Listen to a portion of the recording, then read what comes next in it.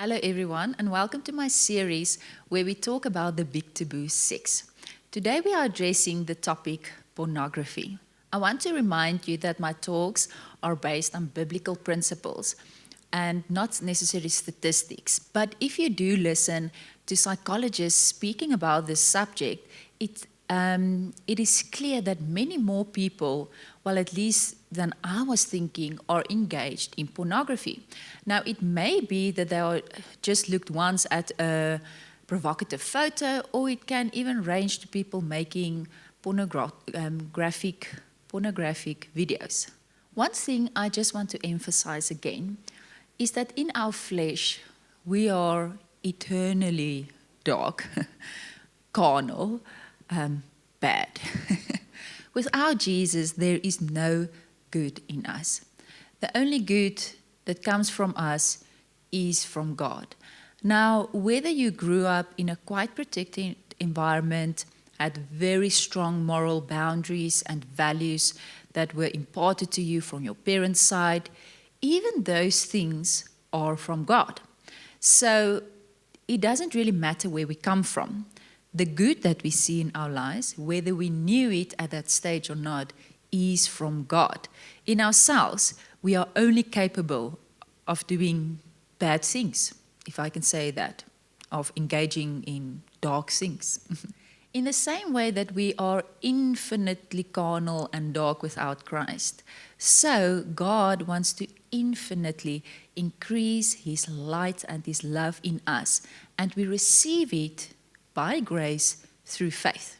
So the good news is today, your past doesn't matter. It doesn't matter what your history with pornography is. God wants to restore you, and you do not have to be stuck there forever. So let's talk about pornography. Is it allowed? Now, I can truly say to you, no. The Word of God is clear on this subject, and you do not have to commit it to your conscience.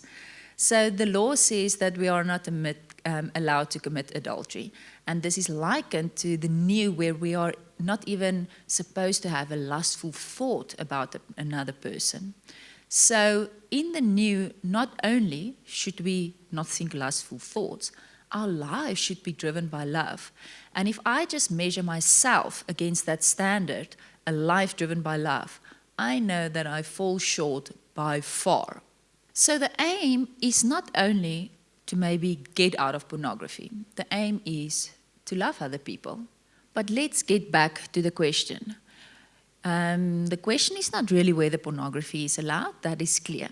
The question is, if I'm stuck there, how do I get out of it? And I want you to hear this also for any other repetitive or addictive behavior maybe that you had or have. I'm just even thinking of emotional or overeating. Nudge, nudge, wink, wink, listen to myself. So I want to read you a verse from 2 Corinthians 3, verse 18. And I'm reading from the King James. It says, "But we all, with open face, beholding as in a glass the glory of the Lord, are changed into the same image from glory to glory, even as by the Spirit of the Lord."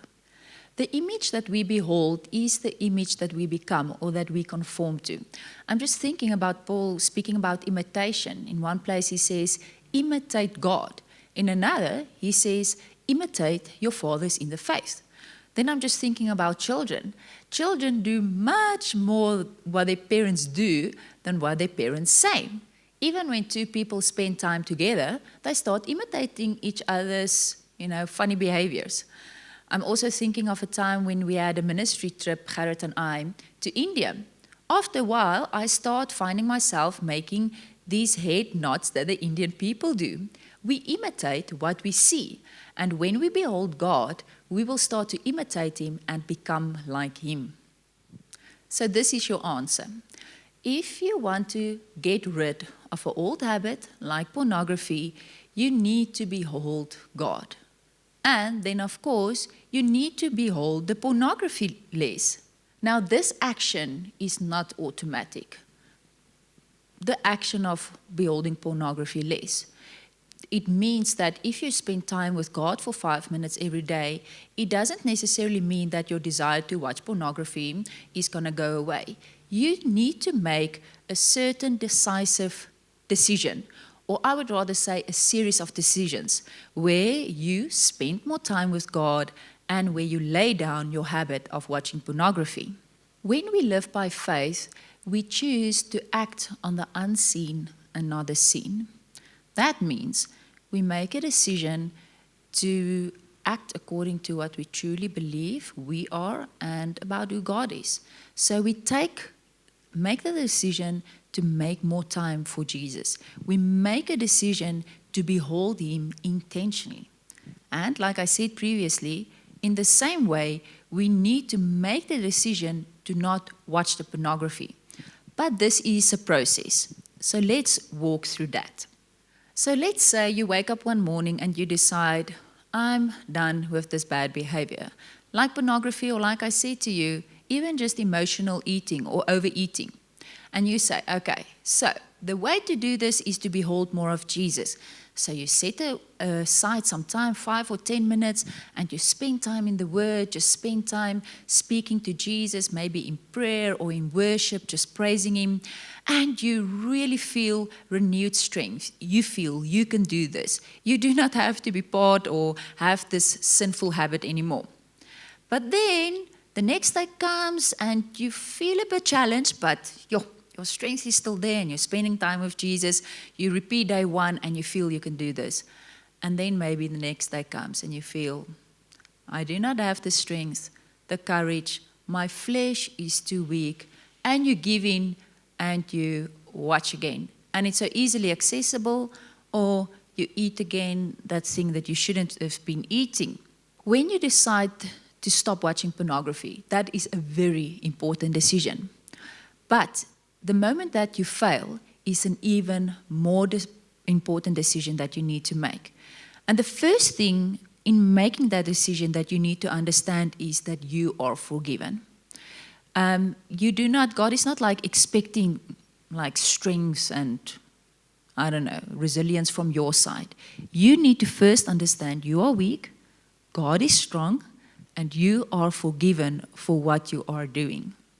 The second thing that you need to understand is that Paul wrote, I forget what is behind and I reach forward to lay hold of that which Christ Jesus has laid hold of for me.